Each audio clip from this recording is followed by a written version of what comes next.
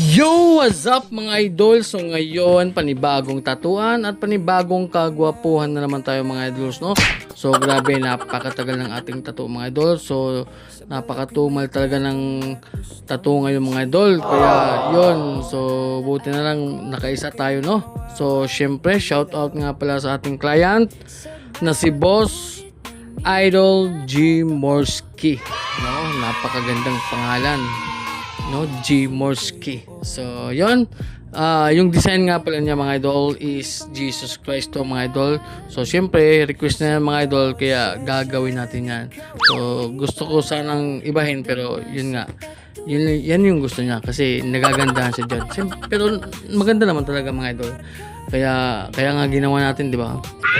So yun, syempre yung ginamit nating needles dito mga idol is syempre yung Big Wops pa din, yung ating sponsor mga idol. So syempre yung ginamit nating needles dito is dalawang sizes lang. So yung lining is 7RS, tapos yung shading naman is 13RM mga idol. So tapos yung voltahe natin dito mga idol ay naglalaro lang sa 6.0 hanggang 6.5. So hanggang dyan lang yung ating voltahe mga idol. Pero depende pa rin yan sa mga idol, sa machine na ginagamit mo. So dito nagpa-packing na tayo dyan, nagko-color tayo dyan. Syempre gamit yung ating brand na color is Eternal mga idol. Napakagandang tawag dito, napakagandang ink, no? Eternal. So dyan na part is highlights na tayo dyan mga idol. So gamit yung ating 7RS, no? So napakalupit.